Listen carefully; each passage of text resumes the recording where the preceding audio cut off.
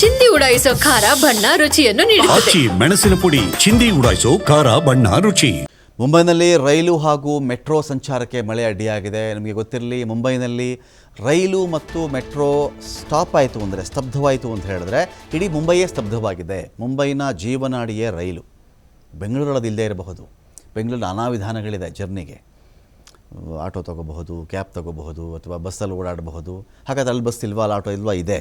ಆದರೆ 100ಕ್ಕೆ 80ಕ್ಕಿಂತ ಹೆಚ್ಚಿನ ಜನ, ಅದರಲ್ಲೂ ದಿನಗೂಲಿ ಕಾರ್ಮಿಕರು, ನೌಕರರು ಎಲ್ಲರೂ ಅವಲಂಬಿತವಾಗಿರೋದೇ ಮೆಟ್ರೋ ಮೇಲೆ, ಇಲ್ದಿದ್ರೆ ರೈಲ್ಗಳ ಮೇಲೆ.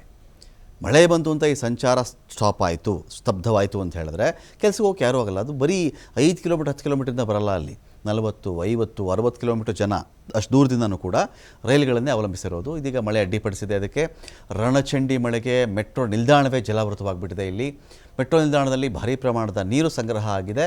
ಮುಂಬೈ ರೈಲು ನಿಲ್ದಾಣ ಪೂರ್ತಿ ಜಲಾವೃತವಾಗಿರ್ತಕ್ಕಂಥ ಹಿನ್ನೆಲೆಯಲ್ಲಿ ಮುಂಬೈಗೆ ತೆರಳುತ್ತಾ ಇದ್ದಂಥ ರೈಲು ದಾರಿ ಮಧ್ಯೆನೇ ಸ್ಥಗಿತವಾಗಿದೆ. ಮುಂಬೈಗೆ ರೀಚ್ ಆಗಬೇಕಾಗಿತ್ತಲ್ಲ, ಅಲ್ಲಿ ನಿಂತ್ಕೊಳ್ತದ್ದು. ಇನ್ನು ಅಲ್ಲಿ ಟ್ರ್ಯಾಕೇ ಕಾಣಿಸಲ್ವಲ್ಲ ನಿಮಗೆ. ಅಕಸ್ಮಾತ್ ರೈಲ್ವೆ ಟ್ರ್ಯಾಕ್ ಮೇಲೆ ಆ ಥರ ನೀರು ನಿಂತ್ಕೊಂಡ್ಬಿಟ್ಟಿದ್ರೆ, ಇನ್ನೆಲ್ಲೋ ಗುಂಡಿ ಬಿದ್ದಿದ್ರೆ, ಅಥವಾ ಟ್ರ್ಯಾಕ್ನ ಆ ಹಳಿಗಳ ನಡುವೆ ಸ್ವಲ್ಪ ಏನಾದರೂ ದುರ್ಬಲವಾಗಿದ್ದರೆ, ಅಥವಾ ನಿಲ್ಲಬೇಕು ಆ ಸ್ಟೇಷನ್ನಲ್ಲಿ ಪೂರ್ತಿ ನೀರು ಆವರಿಸ್ಕೊಂಡ್ಬಿಟ್ಟಿದ್ರೆ ಕಷ್ಟ ಆಗುತ್ತಲ್ಲ ಅಂಥೇಳಿ ಸದ್ಯಕ್ಕೆ ರೈಲ್ ಸ್ಟಾಪ್ ಆಗಿದೆ. ಅಲ್ಲಿ ದಾರಿ ಮಧ್ಯೆನೇ ಅನೇಕ ಪ್ರಯಾಣಿಕರು ಇಳಿದು ಹೋಗಿಬಿಟ್ಟಿದ್ದಾರೆ ಅಲ್ಲಿಂದ.